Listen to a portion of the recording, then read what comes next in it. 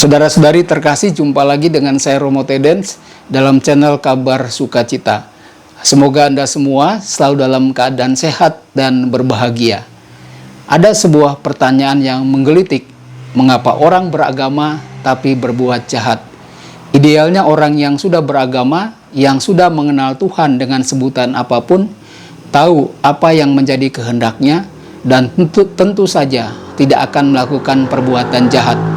Karena Tuhannya telah mengajarkan apa yang harus dilakukan dan apa yang harus tidak dilakukan. Namun faktanya masih kita temukan ada orang beragama melakukan perbuatan jahat. Pertanyaannya adalah, perbuatan jahat itu berasal dari siapa? Apakah ada orang lain yang mempengaruhi dirinya untuk berbuat jahat? Atau dirinya tidak merasa cukup dengan apa yang sudah dimilikinya sehingga korupsi misalnya? Atau hanya mencari mudahnya dengan membegal orang?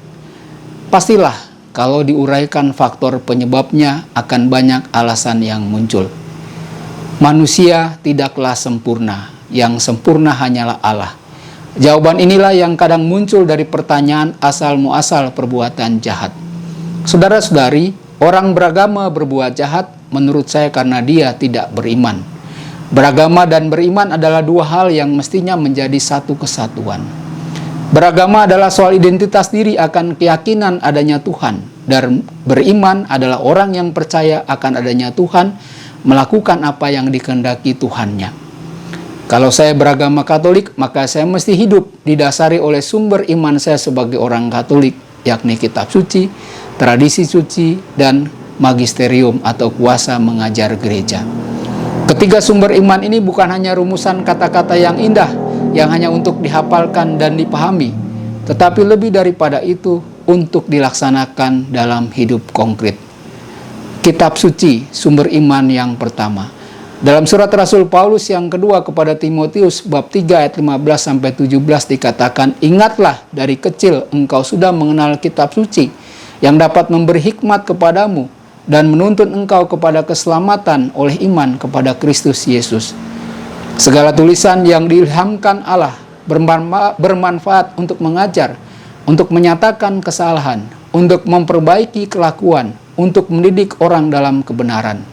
Dengan demikian, tiap-tiap manusia kepunyaan Allah diperlengkapi untuk setiap perbuatan baik."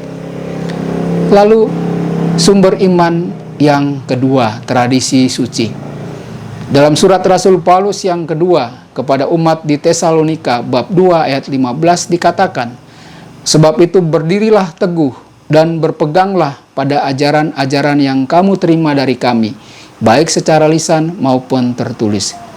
Kitab suci yang kita miliki sampai saat ini dulunya merupakan ajaran yang bersifat lisan. Melalui proses panjang dan ditulis oleh penulis suci di bawah bimbingan Roh Kudus, akhirnya terbentuklah dalam sebuah buku. Sumber iman yang ketiga adalah kuasa mengajar gereja. Para penerus Yesus yang mendapat wewenang mengajar disebut magisterium. Magisterium ini terdiri dari Bapa Suci dan para uskup. Magisterium bertugas menerjemahkan ajaran Injil sesuai dengan maksud aslinya dan meneruskannya kepada gereja. Saudara-saudari, beragama dan beriman mesti sejalan. Semoga informasi ini bermanfaat bagi kita semua yang mengakui beragama. Semua agama mempunyai ajaran dan normanya yang saya yakini semuanya terarah pada kebaikan.